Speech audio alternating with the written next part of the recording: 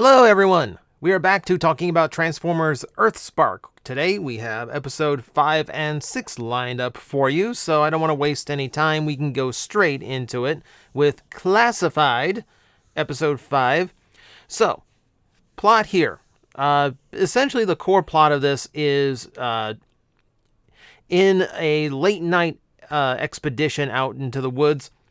Robbie and Twitch got noticed by a few ghost agents, and Twitch got mistaken for a Decepticon abducting Robbie, which puts one Agent Schloder.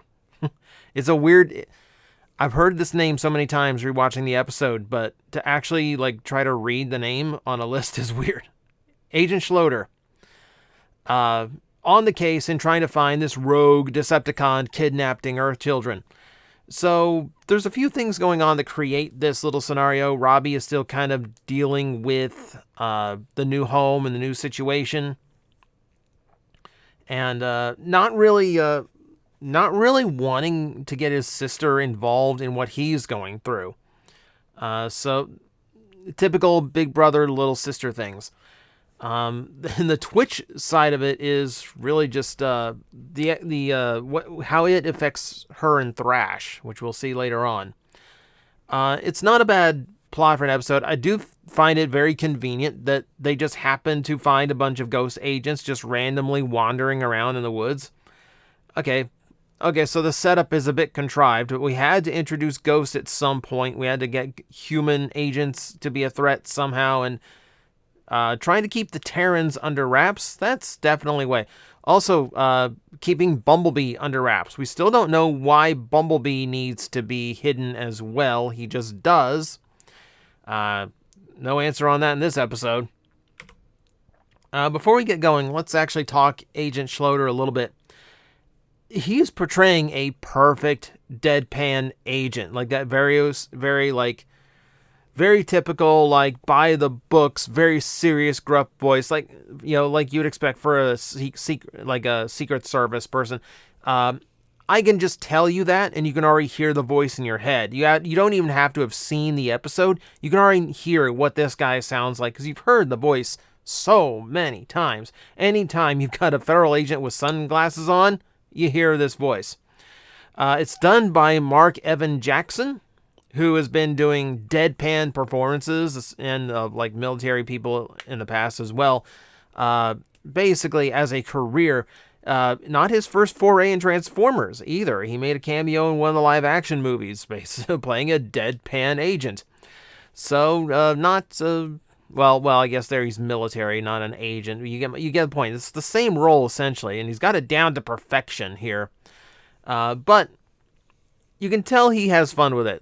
It's a more upbeat version of that trope. There's a lot more shenanigans going on with Agent Schloder than there typically is. His role in the plot is basically just to serve as... it's basically the eyes in Metal Gear Solid. Don't let them... as long as he doesn't see what he's not supposed to see, everything is fine, and getting from point A to B can be complete chaos just to make sure he stays nice and distracted. And a part of that is him trying to commandeer Bumblebee as his personal ride to try and hunt down this Decepticon, which he's geeking out over the car, because apparently this is some real car in their world that he's super excited about getting to ride in. He wanted to drive it. In order to try and keep this up, Alex is the driver, and they're trying very hard to keep Bumblebee under wraps.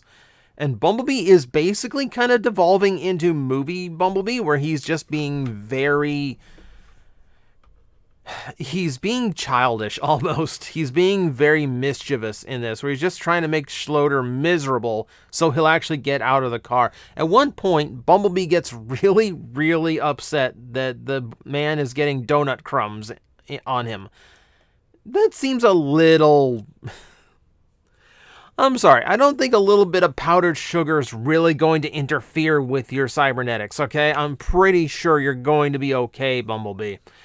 It's a little bit of vanity I don't really expect out of a Bumblebee character. It's more of a Trax or a Sunstreaker thing, but, this is, again, modern Bumblebee. Who needs all those characters? We can just make Bumblebee have all of those traits.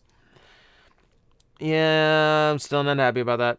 So, it's fun. It's fun to watch him getting messed with because, of course, any like antagonistic force like this, it's fun to see them off their game. It's fun to see them rattled when they're trying to be so professional, especially when they're trying to oust, the heroes. So, yeah, it makes for a fun little plot, and it gets Ghost involved a little bit. So, in the meantime, Thrash, Twitch, Robbie, and Mo, the kids, the collective kids, they end up involved with Ghost as well at the same time. They end up in a pitfall trap that Prime has to fish them out of. And for some reason, Prime decides that since they can't go home, they got Ghost agents patrolling their house now. He takes them to where they think no one's going to look for human kids and Terrans. Ghost HQ. Brilliant choice, Optimus Prime. And you know what happens when you take these 4 kids off into the Ghost headquarters? They find the training camp for Megatron. So this whole side plot kind of deals with Robbie and Mo just not getting along, being pretty angry at each other because Robbie is not trusting Mo with what's going on, and Robbie's being super defensive about it. And it is affecting Twitch and Thrash. Like, we can see how it negatively affects them when the two are angry at each other. And later on, yes, it's going to come to a head where he actually gets to use that, in order to beat the training exercise. But for now, it's more showing that it's not just the positive emotional side of this that actually affects the Terrans, it's the negative side too.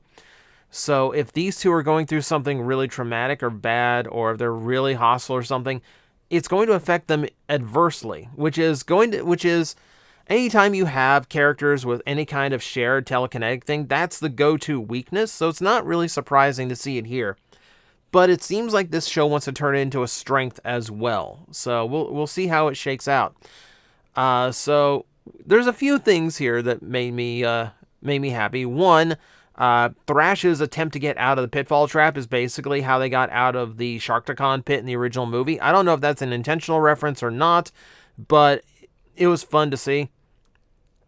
There are intentional references. So Megatron's training facility has this human hologram that he has to reach despite dozens of guns and obstacles popping out of the walls and floor.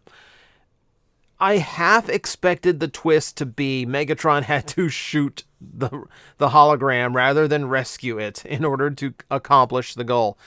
But no. The training simulation ends when you actually reach the human and you can get them to safety. The training course's difficulty setting, by the way, was Unicron 14. I have no idea how hard that is on a standard video game scale. It sounds really hard. I don't know, I kind of laugh that now, like, Unicron in this universe so far has been relegated to a difficulty on a training simulator. We also had another plot going on where we kind of get Optimus and Dot kind of finding common ground. Dot is still pretty cold to Optimus Prime for some unexplained reason. I still don't understand this. But they do find common ground in that Prime's deal with Ghost is not optimum, but it's what's best to protect the people he cares about, including everyone else on Earth. And that relates to Mo and taking the job that pulled her family away from Philadelphia and their home in order to better their lives. So I can absolutely understand what is going on here. So they're connecting a little bit. They are connecting a little bit. So the ice is thawing a little bit, but I still feel like we need to find out exactly why she is this way before we can really figure out where they're going to go with these two and if they're actually ever going to get along. But it was a fun scene. Optimus Prime has to rehearse a speech, which is amusing. So I mean, it's nice to see other aspects of Optimus Prime, because I feel like in G1 they did that quite a bit, but recent depictions kind of forget that Optimus has more facets to him as a character. So it's actually kind of nice to see a portrayal that kind of gets back to that. Also, I want this video. I want the entire orientation video. Please, please, please, Earthspark, make the whole video. I want to see it. All right, so the big reveal of the episode is the fact that all of the Decepticons they have dealt with so far are being imprisoned in a holding cell, in a jail, essentially, inside Ghost. And it's interesting. So they kind of put this as like a bad thing where Optimus regrets that this is the only option, but at the same time, like, it's how we deal with human criminals. Like, if they're trying to, like, wreck the planet and they won't stop wrecking the planet, then the only way to get them to stop wrecking the planet is to imprison them. That's kind of how this works. So this buildup is this kind of like ominous dark secret of Ghost and like some big negative, but I'm also like, if you don't intend on murdering them, then what else would you do with them? Like, anything else would be worse. Would you what would you make them like? Would you like? I don't know. I'm trying to think, like, alternates to execution. I'm not good at this.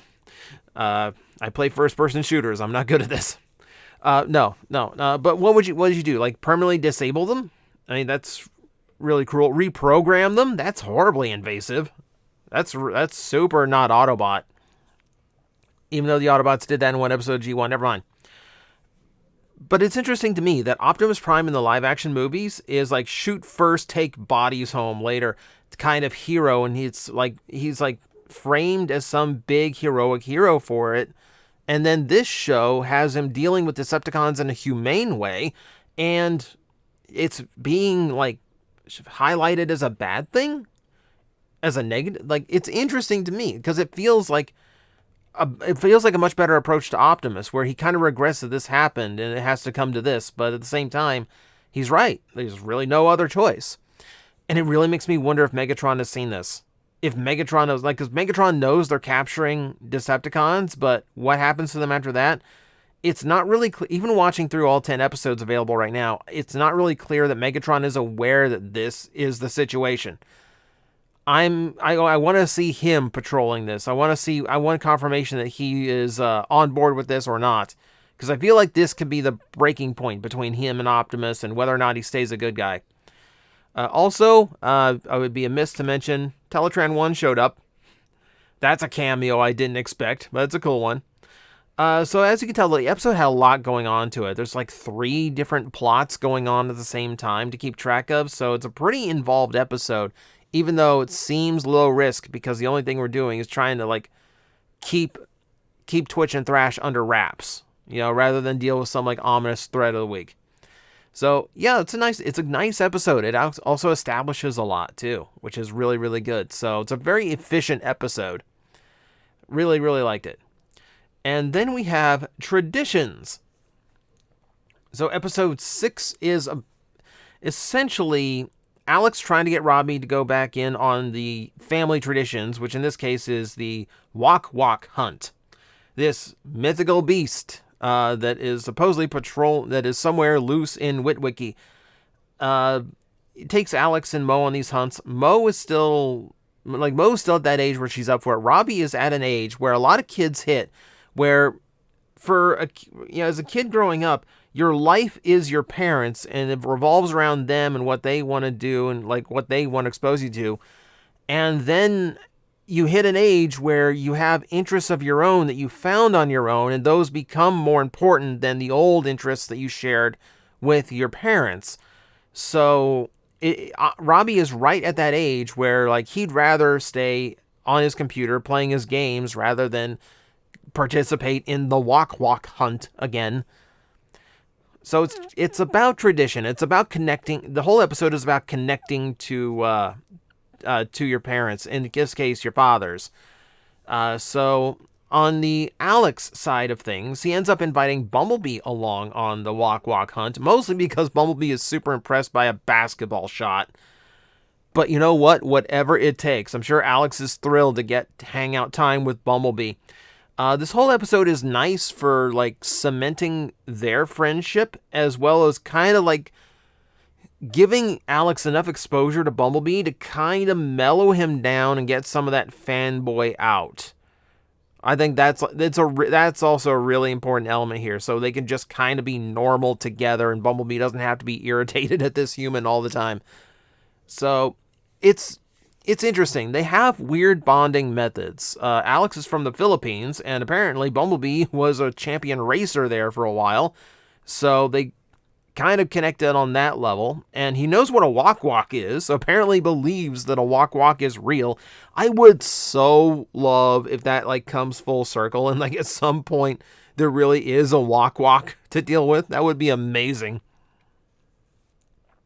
But for now, WAK is just another cryptid. You know, it's a jackalope. You know, it is probably not real, but man, it would be hilarious if it was. So on the topic of dads, this is an episode for Twitch, who finds Wheeljack. And Wheeljack has some interesting characterizations in this. So he's back to being his G1 self. So he is very much the mad inventor. And keeping the trait of like his inventions tend to explode all on their own. But he also kind of pushes the change in character that Wheeljack has been going through over the years. So he used to have this kind of weird science-y voice to him, like his original G1 voice. Is a little bit gruff, but you know, he'd sounded the mad scientist a little bit. And then when we saw him again in Transformers Prime, he has this very stern, rough voice where, like, because he's like this battle-hardened, like, wrecker now. Like, all the science is completely gone from him. And then we go into Cyberverse, which is kind of in that same vein, where he's a scientist, but he's gung-ho too. But they start introducing this Texan accent to him. And that's where they go with this Wheeljack. He goes hard into like that Texas mannerism. It's weird. It's weird. I don't know about it. I don't know if I'm down for it. Between that and the white goatee, like I get like Colonel Sanders vibes from him that I don't know if I'm comfortable with. But the episode revolves around, like, the episode for Twitch is about bonding to Wheeljack, because Wheeljack created the drone that she scanned for her alt mode.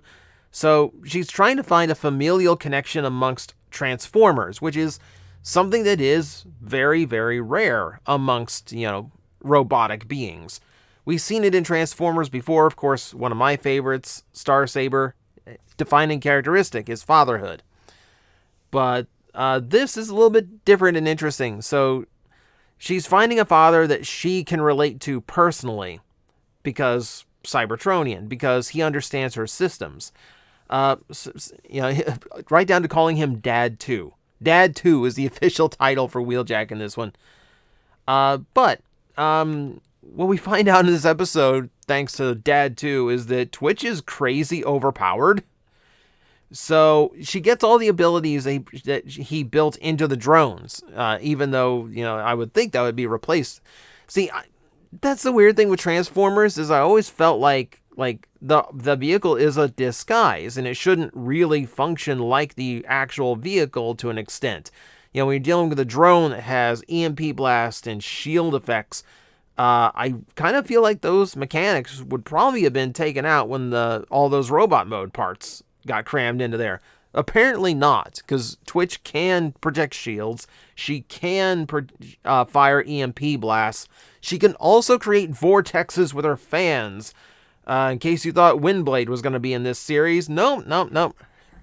Her best trick got removed there. But yeah, like, I feel it almost makes me feel bad for Thrash, because it feels like Thrash gets a shield, and that's about it. And it feels like Twitch got all the really fun toys. It's weird. So yeah, Twitch is crazy numbers of abilities. But it's fun. It is fun. Oh, I should mention, Mandroid is active in this episode, but it's so glossed over. Like, he's just like, I can't even say he bookends it because he's just one bookend, and then the other books just kind of fall over. Because the only threat in this episode are his little spider bots. And Wheeljack, they're interrupting the WAK hunt, which Robbie does eventually come back to join because he did feel bad for leaving his dad on his own. But Wheeljack has been after these bots to study them. So both groups end up hunting down and beating up a lot of spider bots. And that's pretty much your bonding moment for the episode. So the threat is very low here because we're not focused on a threat of the week. We are focused on the father bonding aspect, both between Robbie, rediscovering and like realizing what is more important versus Twitch, who desperately wants to have a tradition of her own so that she feels like she belongs and she's not just, this outsider, an outcast. Which is a natural reaction. It's a natural thought. So, I mean, again, it's a solid episode. What do you want to tell? This is a newsflash. This is a really good cartoon that does a lot of things Transformers normally doesn't do. And it has me very interested in the human cast and their story and how being in the Transformer world affects them. It's a way better perspective piece, especially if you're a kid watching, than most everything else, because it's a very relatable situation that they're in. It's not like Sorry Sumdak, much as I love Sorry, it'd be hard to relate to the kid of the super rich world genius, basically Tony Stark's daughter. There's a little bit of a hard situation to relate to. And like when you go back to like Spike in the original Witwicky, he's just like, man, like he's just there to have for the Autobots to have someone to explain human stuff to them. Here it is definitely the family that's important, and having Twitch and Thrash as part of that family really does strengthen that dynamic and keeps the Transformers really well involved in that. So I'm really happy with this show's direction as far as just putting so much effort into the human characters for once, without forgetting about the Transformer element, because we're in this situation where it's post-war, things are calm, we can be casual about dealing with the Transformer stuff and focus on the human stuff that is like very connected and grounded. It's really nice. It is a very, very good show, and episodes like this really show that. So that is episode 5 and 6 of Earthspark. The show continues to be really, really good, and we haven't even gotten to the big episodes of the season yet. So if you want to step away from the human aspect of things and start getting into the Transformer side of the show, I think that's what the next few episodes are going to be for. So yeah, we're going to have a bit of a shift. But thank you guys for watching. Hope you guys enjoyed. I hope you're enjoying the show too, because I'm really enjoying it. And of course, I will see you next time. Guys, I am facing the most powerful enemy any YouTuber can face, the algorithm, and I need your help to defeat him. Hit the like button, hit the subscribe button, hit the notification bell, and leave a comment. Every time you do, we attack that algorithm and we drive it back until it can no longer defeat this channel. Thank you very much.